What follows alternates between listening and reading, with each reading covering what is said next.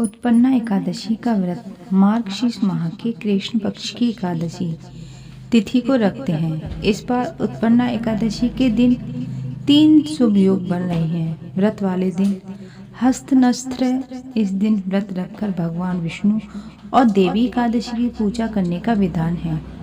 धार्मिक मान्यता के अनुसार इस तिथि को देवी एकादशी की उत्पत्ति हुई थी, इसलिए इसे उत्पन्ना एकादशी कहते हैं। इस व्रत और पूजा से पाप मिटेंगे, पुण्य और मोक्ष प्राप्त होगा।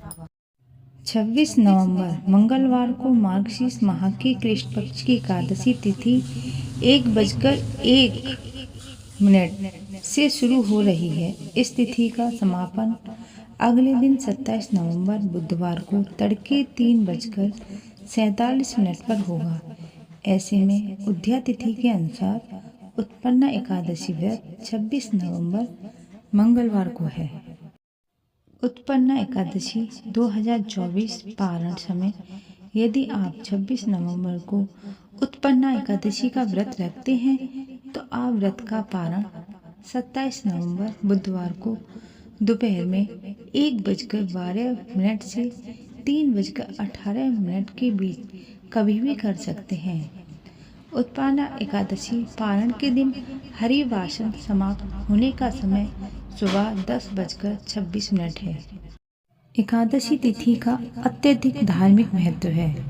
यह तिथि भगवान विष्णु पूजा के लिए समर्पित है।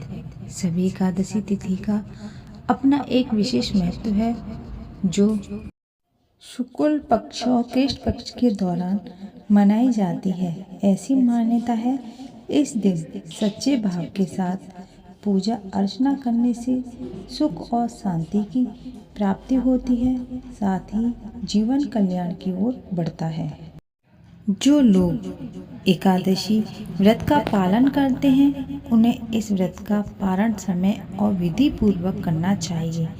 सबसे पहले सुबह उठकर पवित्र स्नान करें, फिर पूजा कक्ष को साफ करें, भगवान कृष्ण की विधि पूर्वक पूजा करें, उनकी वैदिक मंत्रों का जाप करें, उन्हें फल फूल मिष्ठान आदि अर्पित करें, आरती से पूजा को पूर्ण करें, पूजा में हुई गलतियों के लिए क्षमा याचना करें, क्षमा अनुसार फिर चढ़ाए गए प्रसाद जैसे माखन, मिश्री, पंजरी, खीर आदि को ग्रहण करें। इसके बाद सात्विक भोजन करें, जिससे लहसुन प्याज न डाला हो। श्री हरि का आभार प्रकट करें, साथ ही तामसिक चीज़ों से परहेज करें। इससे आपका व्रत सफल होगा। ओम नमो भगवते वासुदेवाय।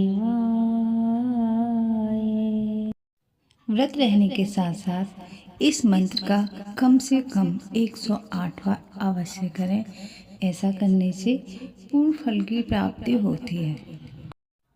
उत्पन्ना एकादशी की पौराणिक कथा के अनुसार सतयुग में मुर नामक एक बलशाली राक्षस था, जिसने अपने पराक्रम से स्वर्ग को जीत लिया, जिससे इंद्रदेव, वायुदेव और अग्निदेव समस्त सभी देवी को जीवन यापन के लिए मृत्युलोक जाना पड़ा।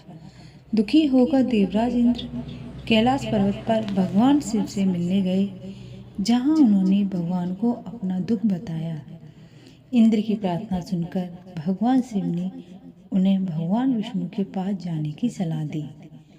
इसके बाद सभी देवगण क्षीर सागर पहुँचे, जहाँ उन्होंने भगवान विष्णु से राक्षस मुर से रक्षा करने की प्रार्थना की। भगवान विष्णु ने सभी देवताओं को आश्वासन दिया। इसके बाद कई सालों तक भगवान विष्णु और राक्षस मुर के बीच युद्ध चलता रहा। युद्ध के समय भगवान विष्णु को नींद आने लगी और विश्राम करने के लिए एक गुफा में जाकर सो गए। भगवान विष्णु को सोता देख राक्षस मुर उन पर आक्रमण करने लगा, लेकिन उसी दौरान एक कन्या उत्पन्न हुई। इसके बाद मुर और उस कन्या के बीच युद्ध हुआ। इस युद्ध में राक्षस मुर मारा गया।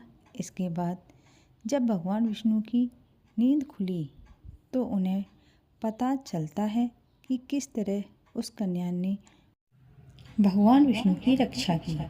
इसके बाद उन्होंने देवी से कहा, हे देवी, आपका जन्म एकादशी के दिन हुआ है, इसलिए आप एकादशी देवी के नाम से जानी जाएंगी। जो लोग उनकी पूजा करेंगे उनके सारे पाप नष्ट हो जाएंगे। कहते हैं एकादशी देवी की व्रत पूजा का प्रचलन शुरू हो गया। जिस दिन एकादशी माता की उत्पत्ति हुई उस दिन एकादशी को उत्पन्ना एकादशी के नाम से जाना गया।